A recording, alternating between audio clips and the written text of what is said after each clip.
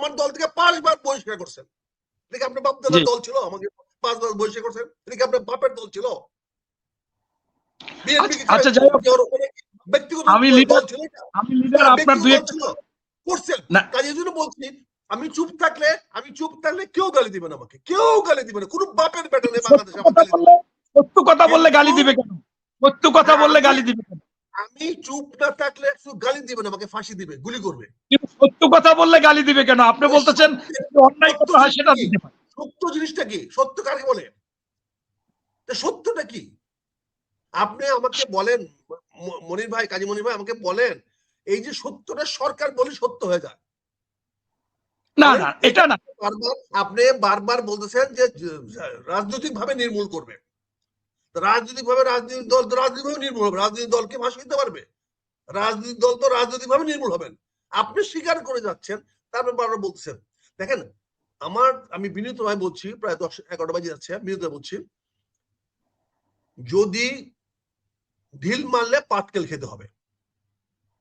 এটা আজকের কথা না, আজীবনের কথা। এবং এখানে আইনস্টাইনের 3য় থিওরি আছে, every action has equal opposite reaction. সরকার চুপ থাকলে আমি চুপ থাকবো, আমি চুপ থাকলে সরকার চুপ থাকবে। চুপচাপ দিয়ে তো রাজনীতি হবে না, দেশ হবে না। আপনি আমাকে গুমের কথা বলবেন, আর গুম কারা করছে আপনি আমার নাম ধরে বলবেন। জামাত এখন বিরোধী দলে গিয়ে আমাদের বিরুদ্ধে কথা বলছে, কারণ আপনাদেরকে চুমা দেওয়ার জন্য আমরা বিরোধী দলে গেছি। আপনাদের চুমা দেওয়ার জন্য ভিন্ন জিনিস, গুজব ছড়ানো ভিন্ন জিনিস, কথা ভিন্ন জিনিস, গুজব, অপপ্রচার, মিথ্যাচার। আমি 100 বার বক্তব্য বলছি, গুজবটা আপনার কাছে, আমার কাছে না, আমার কাছে সত্য, আমার কাছে সত্য। আপনার ম্যাডামকে 1 মাস আগে মৃত্যু ম্যাডামের খবর যখন বলছিলেন গুজব বলছেন, 1 মাস পরে তার আটকে রাখছেন, তখন আপনার গুজব ছড়াইছিলেন কেন? ম্যাডামকে 1 মাস আপনারা ইঞ্জেকশন দিয়ে ফেলে রাখছিলেন কেন? তখন গুজব ছড়াইছিলেন কেন? সে গুজব কে ছড়াইছিল? কাজে গুজব সরকার বললে গুজব হয় না, গুজব তো সরকার ছড়ায়, সকল গুজব সরকার ছড়ায়। এদেশে মানুষ এখন তৎপর, এই মানুষের তৎপর। আপনি আমেরিকান প্রেসিডেন্টের নাটক করেন, গুলির নাটক, এতগুলো লোক গুলি করলো, ওই বেটা মরে না। মানুষ এগুলো, পৃথিবীর মানুষ বুঝে না এগুলা। কারণ এগুলো বললে বলবেন গুজব, এগুলো মিস ইনফরমেশন, ডিস ইনফরমেশন। নতুন স্টাইল শিখছেন, নতুন অ্যাপস কিনতেছেন, কোনটা মিস ইনফরমেশন, কোন ফেক ইনফরমেশন বানাচ্ছেন, সারাটা দিন ফেক কথা বলতেছেন।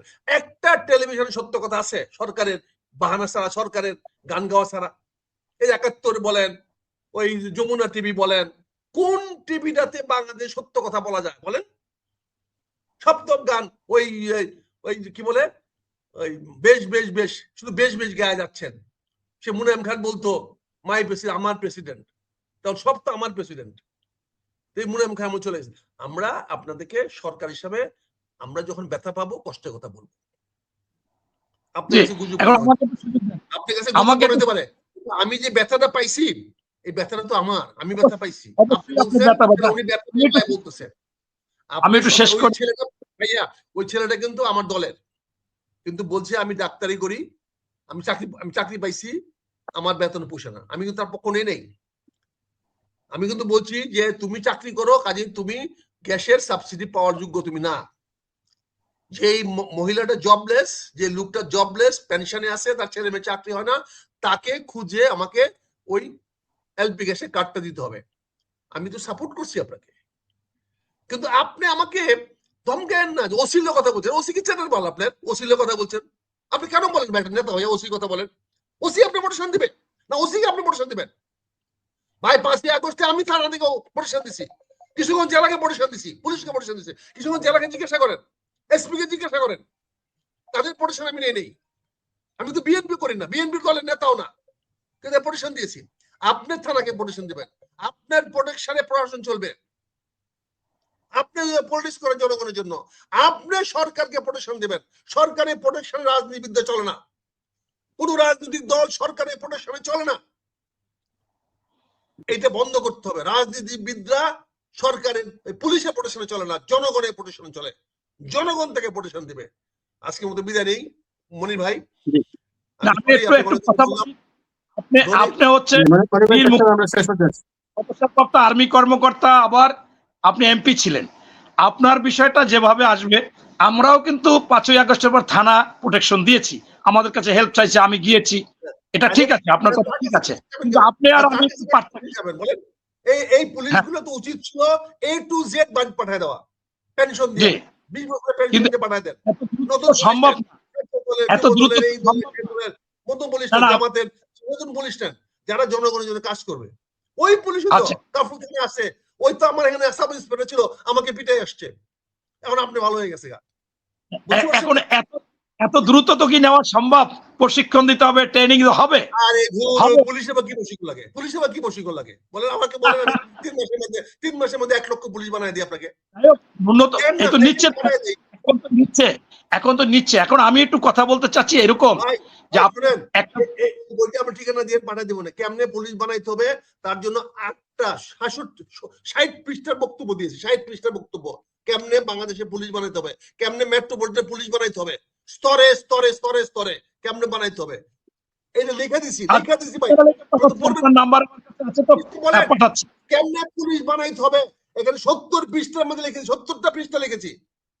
বাংলাদেশে পুলিশ কিভাবে বানাইতে হবে আমরা মুখে বলি না, দেখাবো কাগজে যেতে, বুঝছেন না ভাইয়া? কিন্তু আমি বলি মনির ভাই, 5 বছর অনেক লম্বা সময়, কিন্তু 5 বছর কিভাবে চলে যায় আমার জীবন থেকে 5টা সরকারের টার্ম চলে গেছে, চোখের সামনে দিয়ে 25টা বছর চলে গেছে, আমি বুঝতেও পারি নাই যে 5টা টার্ম চলে গেছে। বুঝতে পারছেন? সরকার আসবে, সরকার যাবে, সরকার যদি স্থায়ী হইতে হয় জনগণের জন্য কাজ করতে হবে। ওই দারোগার কথা মতো ওই টেলিফোন আমরা রেকর্ড করে কি করবেন? ওই টেলিফোনের তার দিয়ে আমার গলায় পেঁচায় আমরা লটকায় থুয়ে দিব, আপনি রেকর্ড করে কি করবেন? বুঝছেন না? ধন্যবাদ ভাই, ধন্যবাদ, ভালো থাকবেন। মনির ভাই বিদায় নিলাম, ধন্যবাদ। আচ্ছা, দুইটা কথা শুনে যান। আমি কিন্তু প্রধানমন্ত্রী কিন্তু বলে নাই যে যারা গুপ্ত সুপ্ত তাদের বিরুদ্ধে ব্যবস্থা নেবে, এটা বলেছে যে আমাদের সচেতন থাকতে হবে। ভাই ওনার body language was very much আপত্তিকর, ওনার বডি ল্যাঙ্গুয়েজটা অত্যন্ত আপত্তিকর ছিল। আমরা প্রধানমন্ত্রীর তালুকে বাস করি না, আমরা প্রধানমন্ত্রীর তালুকে বাস করি না, আমরা প্রধানমন্ত্রী আবার বলছি তালুকে বাস করি না। ওনার রক্ত চক্ষু দেখার জন্য আমরা জন্মগ্রহণ করি নাই, উনি কিন্তু সুন্দরভাবে আমরা করি নাই, জেল দেবে না, ভাবে বলেছেন, চক্ষু দেখা, উনি কিন্তু নমনীয় ভাবে বলেছেন, বলছে যে সুপ্ত। আপনি বডি ল্যাঙ্গুয়েজ দেখেন, বডি ল্যাঙ্গুয়েজ দেখেন প্লিজ, টেলিভিশন দেখছেন তো প্লিজ ভাই। এনিওয়ে প্রধানমন্ত্রীর বিরুদ্ধে খেপাইয়া দিয়ে আমি আমার জীবন নষ্ট করছি। ধন্যবাদ। আরেকটা ব্যাপার আপনি মিল্লাত ভাই সম্পর্কে বলেছেন, মিল্লাত ভাই কিন্তু এবার হজে যে আপনার অনেক ভালো কাজ করেছেন, বিমানে কোনো বদনাম এখন নেই। শুনে হজে তো ম্যাক্সিমাম লোক চুরি করে পরে হজে যায়, এখন তো বলছে হজের টাকা নাকি এই সরকার থেকে দিবে, তাহলে হজ হবে? হজে দিবে, হজই তো না ফরজ হবে না, যার নিজের টাকা নাই সে ওর হজে কি করে? এই মিল্লাত কি বলছে আগামীতে হজের টাকা মাফ করে দিবে, বাবার টাকা হজে মাফ করে দিবে, বাবার টাকা হজে মাফ করে দিবে, তো হজে হবে না। আমি যেটা বলছি দেখেন, উনি এবার তার জন্য হজ তো ফরজ না, হজ তো ওয়াজিবও না। আপনার সাথে আমি পারবো না, কিন্তু আমি বলছি এবার হজে উনি ভালো গুরুত্বপূর্ণ ভূমিকা নিয়েছে, যাত্রীদেরকে যাওয়ার জন্য সুবিধা দিয়েছে, বিমান সুবিধা পেয়েছে, এমনকি যাওয়ার আগে এই দেশে থেকে মোবাইলের কার্ড তাদেরকে দিয়ে দিয়েছে। এইটা প্রথম বাংলাদেশে